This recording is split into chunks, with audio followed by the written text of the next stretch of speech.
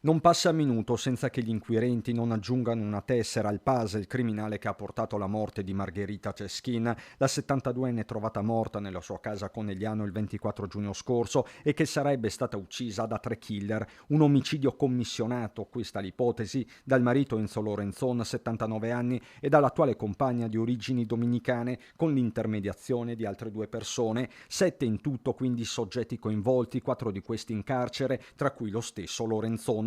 Ora si tratta di chiudere il cerchio con le intercettazioni telefoniche che indicano una traiettoria ben precisa, ovvero la Spagna. È qui nella penisola iberica che si troverebbero 2 dei 3 esecutori materiali del delitto che sarebbero venuti in Italia appositamente per colpire nell'appartamento di via 28 aprile. Le autorità italiane già si stanno muovendo con i pari grado spagnoli in modo da evitare ulteriori fughe. E proprio il pericolo di fuga dei presunti colpevoli aveva convinto sabato mattina all'alba i carabinieri coordinati dalla procura a effettuare il blitz tra Ponte di Piave, Treviso e San Biagio di Callalta. Nella cascina di Negrise in particolare si trovavano Enzo Lorenzon e Dileisi Guzman, la colf diventata compagna di 50 anni più giovane e tra i motivi della separazione con Margherita. Sarebbero loro la mente accanto a 2 intermediari, un'altra donna dominicana, indagata ma a piede libero, e Juan Maria Guzman, 41 anni, prelevato dalla sua abitazione di Treviso. Poco distante, a Olmi di San Biagio di Callalta, l'arresto di Sergio Antonio Luciano Lorenzo, 38 anni, cugino di Dileisi e ritenuto esecutore materiale.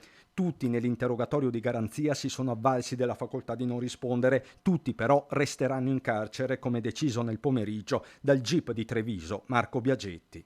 Provvederò immediatamente a depositare istanza al Tribunale del riesame perché ritengo di avere la necessità di sottoporre al vaglio del giudice del riesame di Venezia, il Tribunale collegiale del riesame, tutta la documentazione che ovviamente abbiamo interesse anche noi ad acquisire nei termini più brevi. Quindi è qualcosa che farò nell'immediatezza.